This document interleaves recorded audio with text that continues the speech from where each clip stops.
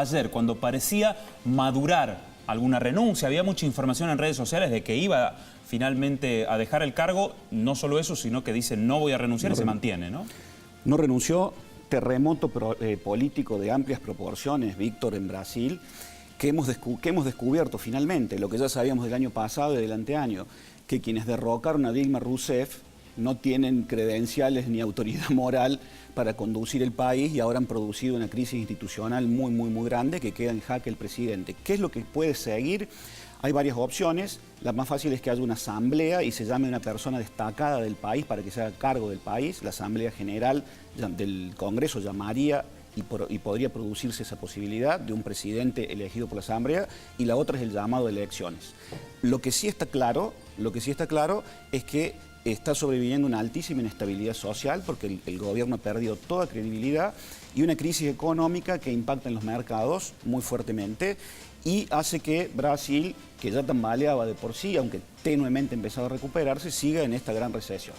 Otro dato muy importante es que hay que poner en perspectiva todo esto, de todo este proceso de Petrobras y Lava Jato, que es toda esta cuestión que tiene que ver con la profunda corrupción que hay entre la élite política brasileña, las empresas del Estado y la connivencia entre el gran empresariado brasilero, que fue destapado por Marcelo Odebrecht, el líder de la empresa contratista más grande de Brasil, quien se acogió a la figura del arrepentido y comenzó a prender el ventilador y decir este y este. Me ahorraste el comentario, prendió el ventilador Marcelo Odebrecht y empezó, y eso ha tenido ya consecuencias en todo el continente, y Argentina no está exenta ni, como dijo algún analista político alguna vez, de esa peste de transparencia que viene desde Brasil hacia Argentina, ni tampoco de las consecuencias económicas. No nos olvidemos que nuestro país, nuestro principal socio comercial es Brasil. El 30% de nuestras exportaciones se explican en Brasil, sobre todo aquí en Córdoba lo sabemos muy bien. O sea, esto va a repercutir. Va a repercutir, o sea, es una muy mala noticia para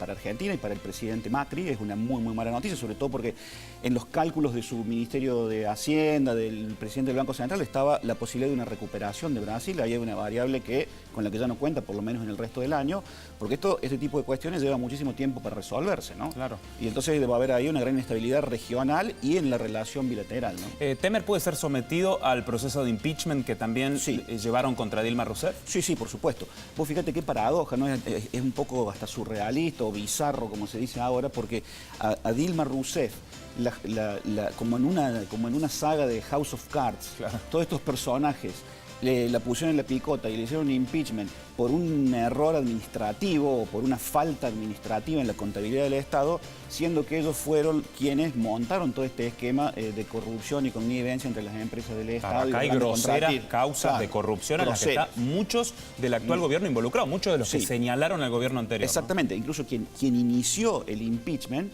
es un miembro del partido de Temer, que es a quien Temer dice en las escuchas que se le conceda el favor, que se le conceda, como se decía históricamente, la coima. O sea que es gravísimo. Ahí estamos viendo el empresario que aporta las escuchas, es un gran empresario que también no solamente involucrado, como te decía Temer, sino a Eduardo Cunha, que es quien había iniciado formalmente el proceso del impeachment. Son los dos principales implicados, o sea, el presidente que asumió porque era el vicepresidente y quien había iniciado el impeachment. O sea, bastante controvertida la situación, ¿no? Seguramente a futuro tendremos más columnas relacionadas con el tema Brasil, Ignacio. Seguramente sí, porque como decíamos va a quedar pendiente la resolución del conflicto institucional, que tiene que encaminarse sí o sí de otro modo, porque si no vas a seguir viendo protestas sociales que van a hacer que colapse el sistema político.